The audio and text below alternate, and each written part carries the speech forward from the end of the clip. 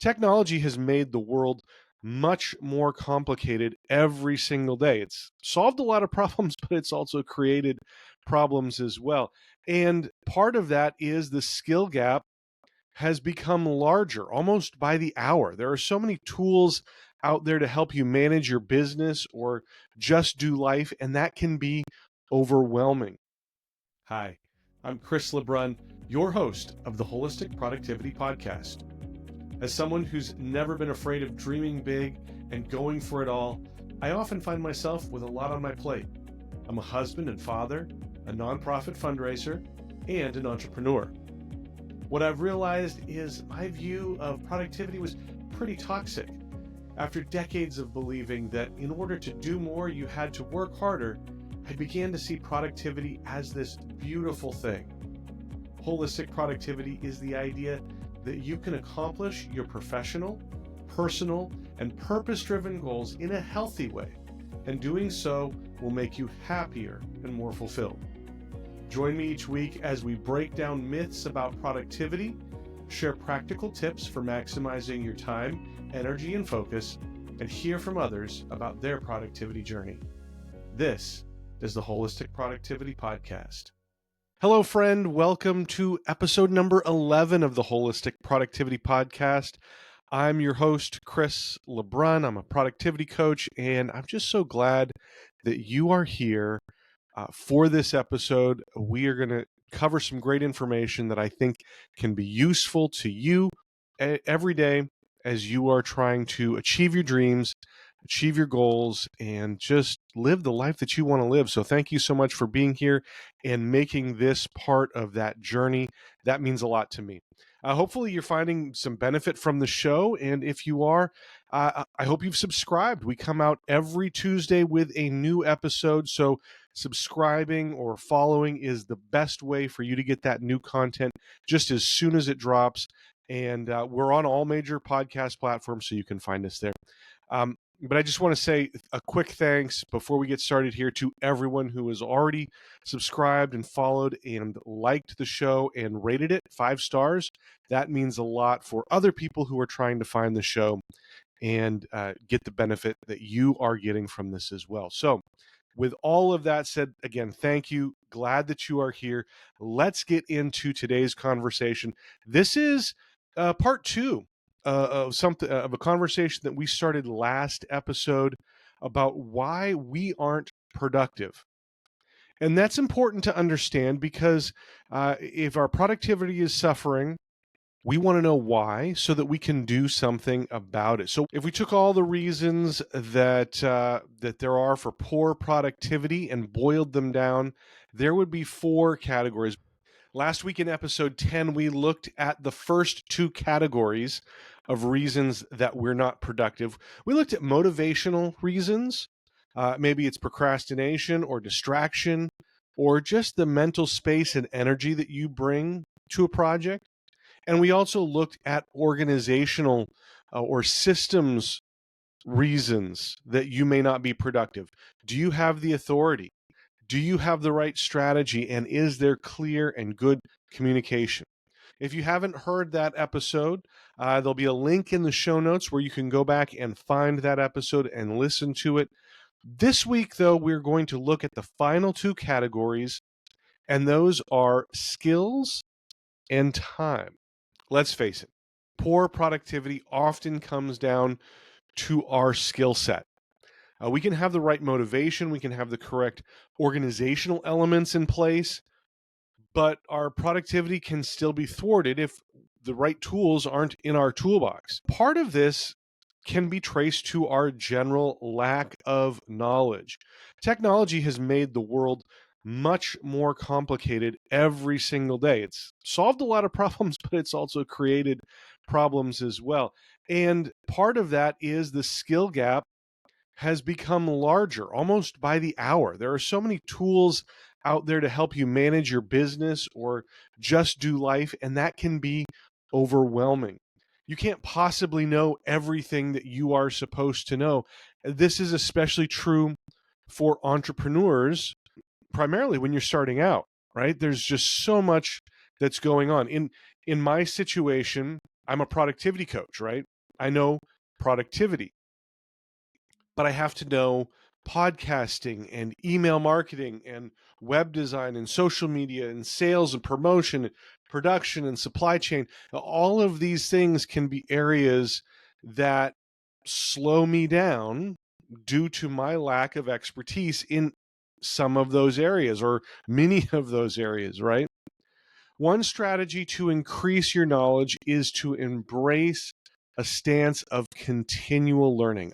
I used to think that, when I graduated from college, I'd be done with my education. And then I went and got my MBA. And then I thought, okay, that's it. I'm going to be done. But there's continuing education for my profession. I have to continually learn what's going on in my industry. And learning happens around us all the time. I got to give props to my dad right now. I was talking to him a couple days ago, and he's 87. He's learning how to use Chat GPT. He was telling me all about that. So shout out to dad for still learning even at 87. So carve out small amounts of time each day, every week, every month to learn one thing. Listen to a podcast, watch a video, take a course, read a book. All of these things can contribute to that desire to be continually learning. Another skills-based reason that our productivity is suffering is our lack of proficiency. There are things that we do regularly, but not often enough to be proficient about it. My undergraduate degree was in broadcasting, particularly video production, but that was eons ago, right? We actually, I'm almost embarrassed to say this, and a little bit proud as well, we actually learned video editing on a linear editing system. This is not digital. So you would start by laying down time code, and then you would assemble your video in order, right? You couldn't just move things around. It wasn't digital. Then I made the transition to digital editing, and wow, mind blown. I've done a lot of editing on several different platforms, but I don't edit every day. Can I still edit? Yes, probably. Am I good at it? Maybe, maybe not. Am I fast? Absolutely not. And that's why when I led a marketing and communication team at an insurance company, I didn't edit videos for the company, right? I turned that over to somebody who was proficient at video editing. Just because I can do something doesn't mean that I should. There's a great book out there by Dan Sullivan and Dr. Benjamin Hardy. These are some favorite authors of mine. The book is called Who, Not How. And the premise of the book is rather than trying to figure out how to do something, figure out who can do it for you. In my professional world, I talked about hiring a video editor to work with us for our video projects. In my personal life, I've stopped doing my own lawn care. I travel a lot, and it was just getting challenging to do that. So I have somebody who's an expert at lawn care, and my lawn looks 100 times better than when I was doing it, and I have more time for the things that matter to me. And then in my purpose-driven world for holistic productivity, I could have built my website by myself. It would have taken so much longer than finding a who to do it for me. And I found a great uh, website developer who has designed an amazing site that saved me time and energy and gave me a much better site, frankly. You need to stay focused on the things that bring the most value to you or your business and the things that align most with your skills that you already have. The last thing related to skills is just flat out unwillingness to learn. If you are stuck in a rut and choosing to do things the same way you've always done them, your productivity is going to suffer. Look, the world is changing every single day, and we have to adapt. Maybe not down in the nitty gritty, getting your hands dirty. We talked about that, right? But having that willingness to look at new ways of doing things. and then finding someone to help you do that new thing. That's one of the advantages of finding a who. They have a different approach, and sometimes that is needed. And our unwillingness to try new ideas, it may be one of those things that prevents us from hiring somebody or bringing somebody on board to do the things that we are struggling with doing, and that can have a big difference. So just always have that openness and willingness to learn, and you can improve your productivity. The final category of reasons that we aren't productive comes down to good old fashioned time and time management. This is one of those things that you often think about when you think about productivity, right? It's classic, but how you manage your time is critical, and poor time management will just kill your productivity every single time. This is a combination of some of the things that we've already talked about in both episodes of this series, right? Having a clear strategy, avoiding distractions. If you know what your priorities are, you need to schedule time for them. That comes with your Sunday strategy session, right? It's the weekly planning tool that can help you identify and schedule your priorities. If you haven't downloaded your free Sunday strategy worksheet yet, uh, I encourage you to do that. It comes with a guide that tells you how to use the worksheet.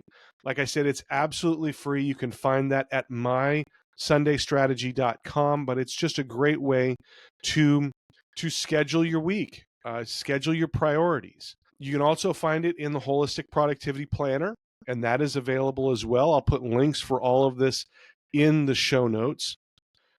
If you don't know what your priorities are, you need to take a step back and look at the big picture. Short-term goals should be aligned with your long-term vision, and long-term vision needs to be based on your values.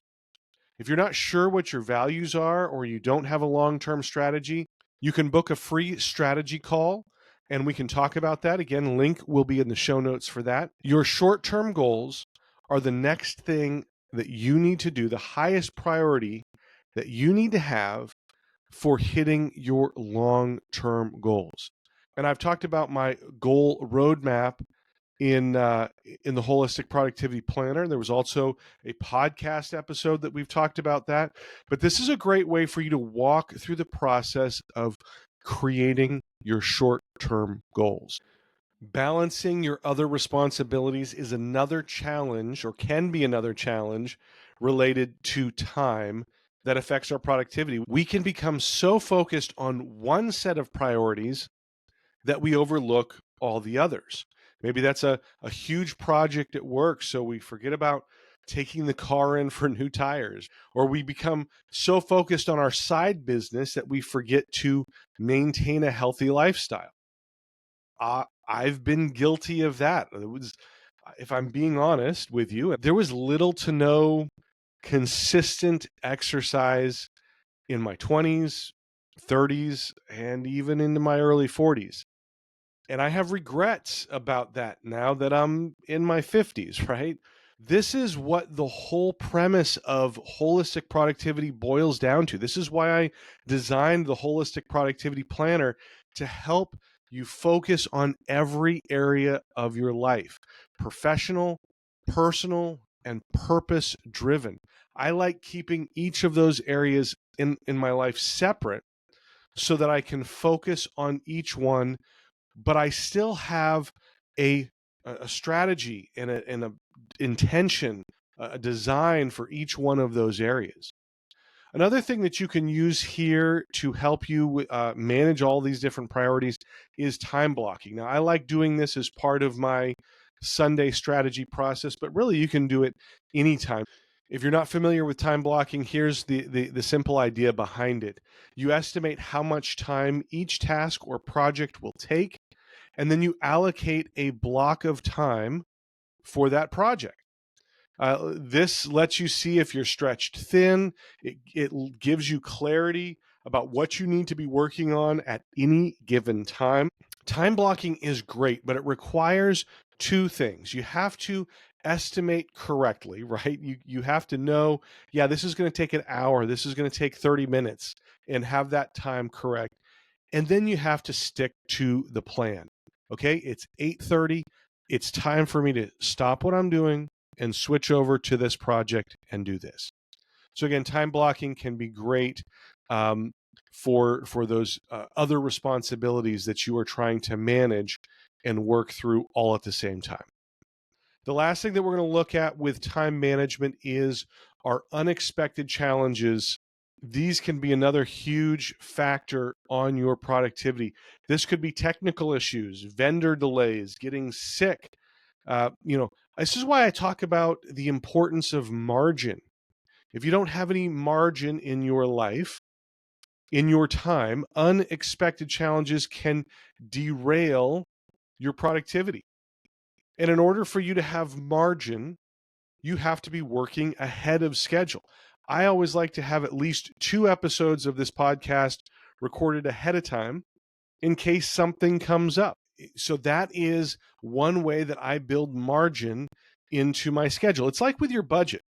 You want to have an emergency savings account in case something comes up. You want to have that buffer in your budget. Having margin in your schedule is exactly like your emergency fund for your finances. So how do you build margin into your schedule? Well, you have to start with that long-term vision or strategy. And then you have to build time into your schedule to work on future projects. And I'll tell you right now, if you are always procrastinating and doing things at the last minute, you will not have margin in your life. So you have to stop procrastinating and look ahead. I recommend spending about 10% of your time working on future projects. These are projects that are due several weeks from now or maybe a month from now. The more consistent that you can be with that 10% rule, the better off you're going to be. And what that underscores is the importance of strong productivity so that you can do 100% of your work that you need to do today in 90% of your time so that you can have that 10% to create the buffer or the margin that you need in the future. So that's why all of this is important. And that applies to every area of your life. It's not just your professional life, it's your personal life as well. You need to have that margin so that you can allow for these unexpected emergencies to pop up. So there you have it. We've talked about 4 categories of reasons why we are not productive. Last episode, we looked at motivation and organization. In this episode, we looked at our skill set and our time management. And to recap what we've talked about in this episode, our skill can hold us back in several different ways. We can have a lack of knowledge that will slow us down. So you always want to be learning and expanding your skill set. And this requires a certain mindset. This requires you to be open to the idea of learning and to make that a priority in your life. The right mindset is also required for our lack of proficiency. It's important to have a knowledge of different types of tasks, but we don't have to be the expert. Sometimes it's better to find a who to help you with a project or with a task or skill rather than finding how to do it. So check that book out, Dan Sullivan and Dr. Benjamin Hardy. Again, link are in the show notes. And the last thing with just the lack of knowledge is an unwillingness to learn. This is probably the worst of all because it is that stubbornness. It is, just that mindset that says we are not willing to learn anything new. And this may be the perfect time to find a who, because they can help us find new ways of doing things. We also looked at factors in the time category, the classic reasons for poor productivity. And of course, that comes down to time management. We talked about how planning your week and having a strategy session is so critical. MySundayStrategy.com has a free resource for you to plan your productive week, so check that out. Other responsibilities can hold us back if we don't have clear priorities, and we want to find that balance in life. That's what holistic productivity is all about. Make sure you have a strategy for all three areas of life: professional, personal, and purpose driven. Blocking your time can help provide balance to your day so that you don't get overloaded. And finally, have margin in your schedule so that you can deal with unexpected challenges. That is so critical. Just like with your financial budget, you need to have an emergency fund for your time. Strong productivity practices can give you flexibility to spend working on long-term projects. I recommend spending 10% of your time working on future goals. That's it for the show today. I'm just so grateful that you are here, that you are spending this time with me so that we can learn how to be more productive on the things that matter most in our life. That's what it's all about. Check out the show notes. You can find those at holisticproductivity.com/11. This is episode number 11, so that makes it easy. You'll find all of the links that we have talked about in this episode and a link to the last episode. You can hear the first part of this series. And if you are subscribed on your favorite podcast platform or on YouTube, you can get those episodes as soon as they drop next Tuesday. And that's it. Again, we will have another great episode for you next week. You will not want to miss that.